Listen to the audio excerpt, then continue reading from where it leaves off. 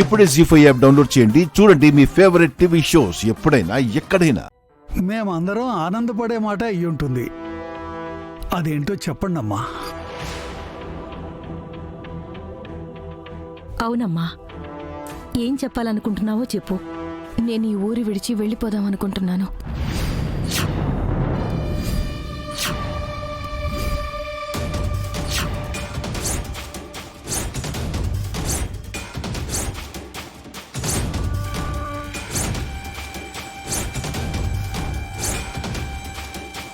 ఈ ఊరు వదిలి వెళ్ళిపోవాలనుకుంటున్నావా? ఎక్కడికి వెళ్తావు? అసలు ఎందుకు వెళ్ళాలనుకుంటున్నావు? నేనెక్కడి నుంచి వచ్చానో అడగద్దని మీకు చెప్పాను. నా మాటని గౌరవించి మీరు ఏ రోజు అడగలేదు.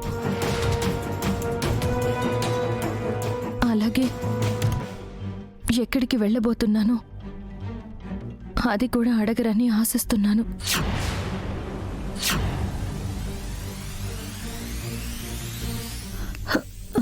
అది కదమ్మా, అసలు నువ్వు ఇన్నాళ్ళు నన్నొక సొంత మనిషిలా చూసుకున్నారు. నాకు ఏ లోటు రాకుండా చూసుకున్నారు. దానికి మీకు ఎన్ని కృతజ్ఞతలు చెప్పినా చాలా తక్కువే అవుతుంది.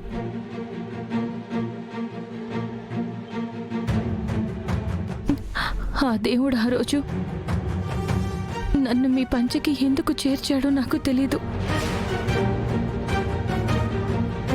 కానీ ఈరోజు మాత్రం నా దారి నేను చూసుకోవాల్సిన టైం వచ్చింది. అది కాదు లక్ష్మి. అమ్మా, ఒక్క నిమిషం.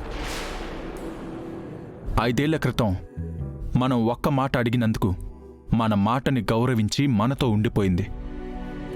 ఇప్పుడు లక్ష్మి మాటని మనం గౌరవించాల్సిన సమయం వచ్చింది. తన గతం గురించి మనం ఎలా అడగలేదో తన భవిష్యత్తు గురించి కూడా మనం అడగకుండా ఉండడమే మంచిదమ్మా.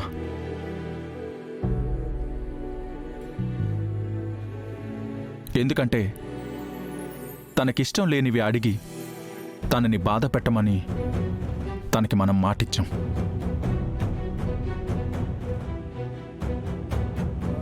తనకి నచ్చని పని ఏదీ చేయమని తనకి ప్రమాణం చేశాం. అర్జున్ గారు, అర్థం చేసుకున్నందుకు చాలా సంతోషం. నువ్వు ఎక్కడికి వెళ్తావో అడగదలుచుకోలేదు లక్ష్మి. కానీ ఎందుకు వెళ్ళాలనుకుంటున్నావో అడగాలనిపిస్తుంది. కానీ నీ మనసు నొచ్చుకుంటుందని అడగలేకపోతున్నాం. నేను ఏది చెప్పే పరిస్థితుల్లో లేను. అర్థం చేసుకుంటారని ఆశిస్తున్నాను. ఈరోజు సాయంత్రమే జున్నుతో కలిసి నేను వెళ్ళిపోబోతున్నాను.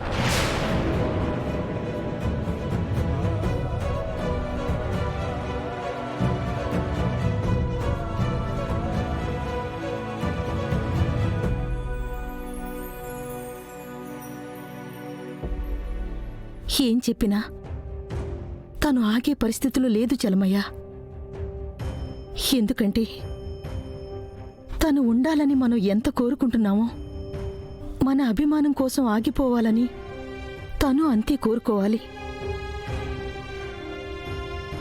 అప్పుడే మనం అడిగే మాటకి విలువ ఉంటుంది.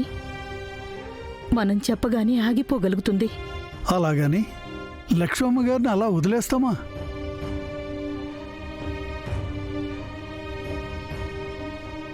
అసలు ఎందుకు వెళ్ళాలనుకుంటుందో తెలిస్తేనే కదా చలమయ్య ఎలా ఆపాలో తెలిసేది. అమ్మా, ఆ రోజు అర్జున్ బాబు చెప్పారు, గుర్తుందా? స్కూల్లో లక్ష్మీ అమ్మకు తెలిసిన వాళ్ళు ఎవరో కనిపించుంటారని, వాళ్ళకి దూరంగా వెళ్ళిపోవాలనే లక్ష్మమ్మ గారి ప్రయత్నమేమో. ఏమో చలమయ్య, లక్ష్మికి మనకి రుణానుబంధం ఇంతవరకే ఉందేమో. ఆ పైవాడు ఇంకేం లీలలు చేయబోతున్నాడు, ఇంకేం మలుపులు చూపించబోతున్నాడు.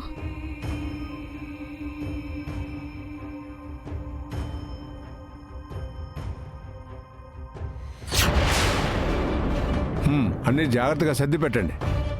కుడివైపు పెట్టు. దీక్షితులు గారు, అరవిందా, వచ్చావా? నీకోసమే ఎదురు చూస్తున్నాను. ఏమైంది దీక్షితులు గారు? అసలు నన్ను ఎందుకు పిలిపించారు? ఒక్క నిమిషం. పంతులు గారు, హోమానికి సిద్ధం చేశాం. ఇక మీదే ఆలస్యం. దీక్షితులు గారు, నేనడిగిన ప్రశ్నకు సమాధానం చెప్పడం లేదు. ఆ సమాధానం దొరికే వరకు నా మనసులో ఉండదు.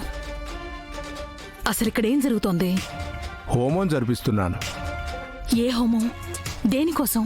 చూడు అరవిందా, నీ కంగారు నాకు అర్థమవుతుంది. నీ భయం నాకు తెలుస్తోంది. అయినా కానీ ఈ హోమం పూర్తయ్యే వరకు ఎందుకు ఏమిటని నన్ను ప్రశ్నించవద్దు. అన్నీ పూర్తయ్యాక నేనే చెప్తాను, సరేనా? ఇంతకీ అబ్బాయి ఎక్కడా? మీరు నాకేమీ చెప్పలేదు కదా దీక్షితులు గారు. సరే సరే, మిత్ర ఎక్కడున్నా ఇప్పటికిప్పుడు ఇక్కడికి రమ్మని ఫోన్ చేసి చెప్పండి. తొందరగా చేయమ్మా. అలాగే దీక్షితులు గారు.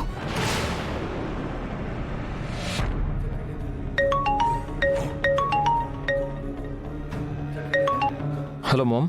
మిత్ర, ఎక్కడున్నావు? ఆఫీస్కి దగ్గరలో ఉన్నాను మామ్. ఏంటి అంత కంగారుగా మాట్లాడుతున్నావు?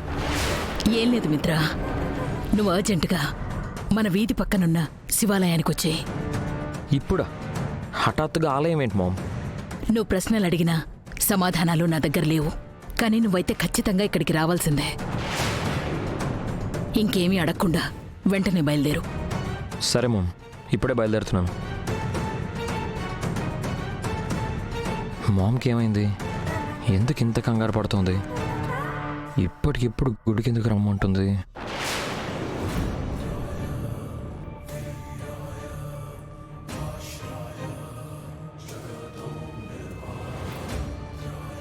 భగవంతుడా, నువ్వు ఎప్పుడు ఎలాంటి దారి చూపిస్తావో, ఎప్పుడు ఎలాంటి గమ్యాన్ని అందిస్తావో ఎవ్వరికీ తెలీదు.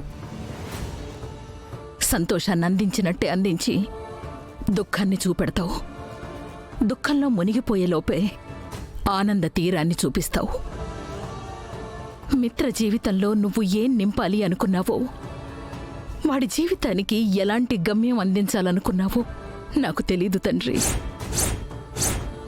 కానీ గండాల రూపంలో వాడి జీవితాన్ని అస్తవ్యస్తం చేస్తున్నావు. వాడి బ్రతుక్కి భరోసా లేకుండా చేస్తున్నావు. ఎప్పుడూ లేనంతగా దీక్షితుల గారిలో కూడా చాలా కంగారు చూస్తున్నాను.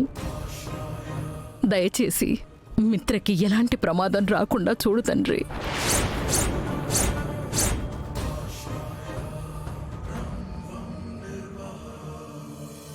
జీ5 యాప్ డౌన్లోడ్ చేసి అన్ని ఎపిసోడ్స్ పూర్తి ఉచితంగా చూడండి.